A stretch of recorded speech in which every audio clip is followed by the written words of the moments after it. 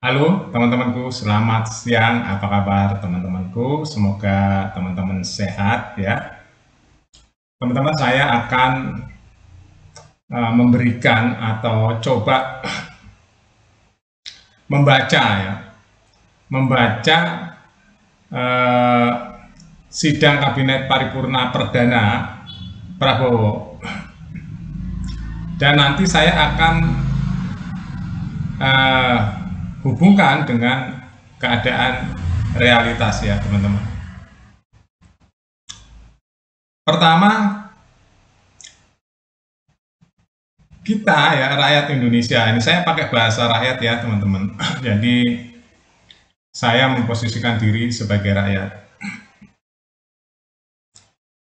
Pidato Prabowo di sidang pelantikan dan di sidang Kabinet Paripurna Perdana yang mengarahkan pembantu-pembantunya sangat jelas, sangat tegas ya.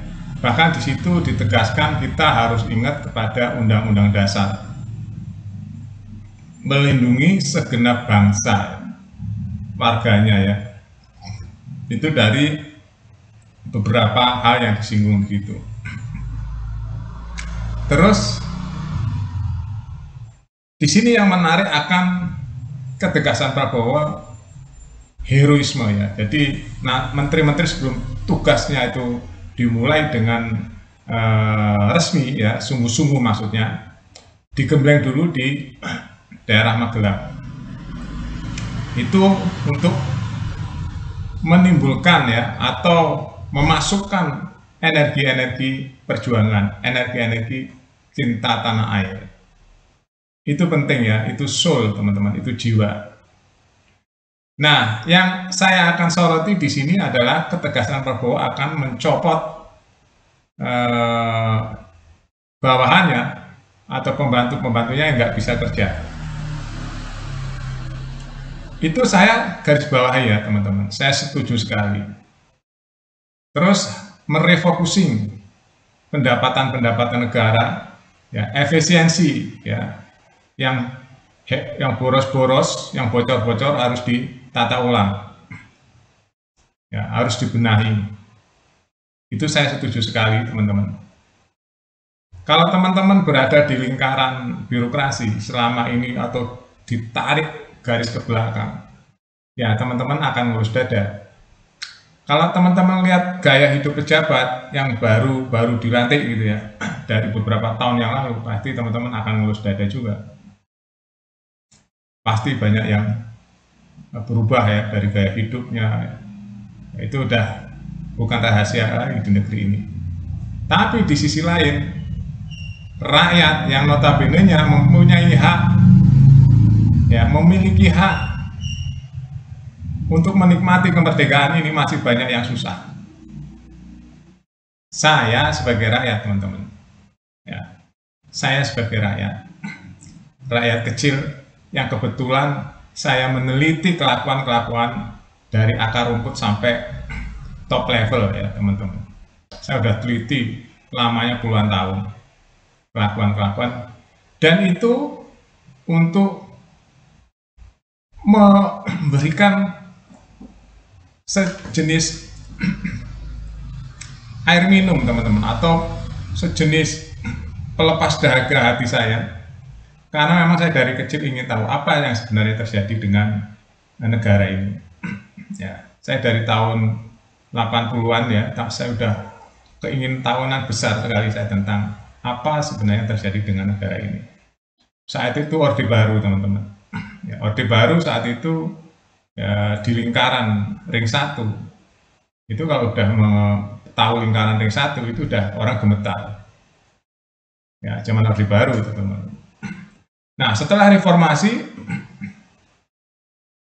saya juga nggak jauh-jauh dari lingkaran itu teman-teman. Saya merasakan berbagai macam pergantian sistem pemerintahan ya. Ke reformasi dari Orde Baru ke reformasi. Saya pun tetap mengikuti, bahkan saya sempat mencari tahu apa yang terjadi hingga saat ini kok masih banyak koruptor. Ya. Ternyata Saya memiliki pengalaman yang panjang, teman-teman. Kok begini ya, kok begitu ya, saya cari tahu lagi. Dari pejabat, ke keluarganya, ke bisnisnya, dan sebagainya. Akhirnya saya ngelus dada lagi. Ngelus dada lagi saya. Kebetulan saya memiliki teman-teman banyak dulu, teman-teman ya. Banyak. Anak-anak pejabat gitu ya. Memang gaya hidupnya ya ada yang hedon, ada yang sederhana, tapi yang kaya. Ya, kaya. Karena memang pejabat di Indonesia itu luar biasa. Ya, gap-nya jauh sekali antara rakyat biasa dan pejabat. Saya sebagai rakyat kecil ya, apalagi hari ini teman-teman. Saya sudah nggak aktif seperti dulu. Bahkan saya sekarang benar-benar rakyat jelata. Ya. Jadi saya mengerti betul keadaan rakyat jelata itu seperti apa. Ya. Singkat cerita, saya di segala lini saya sudah mengetahui data-datanya, cara kerja gimana. Akhirnya saya banyak ngelus dada. Oh ternyata di Indonesia itu korupsi banyak sekali dalam bentuk macam-macam. Ada dalam bentuk pungli, dalam bentuk sogokan, dalam bentuk macam-macam lah. Pokoknya kalau diceritakan ya, kalau nggak bisnis langsung bersentuhan ya nggak akan paham yang sebenarnya terjadi itu seperti apa. Makanya ada rumor kebocoran APBN ya, itu kan besar ya, 30%-an. Dari zaman dulu sampai hari ini masih bocor. Makanya Presiden Prabowo menekankan kebocoran-kebocoran itu harus dibenahi.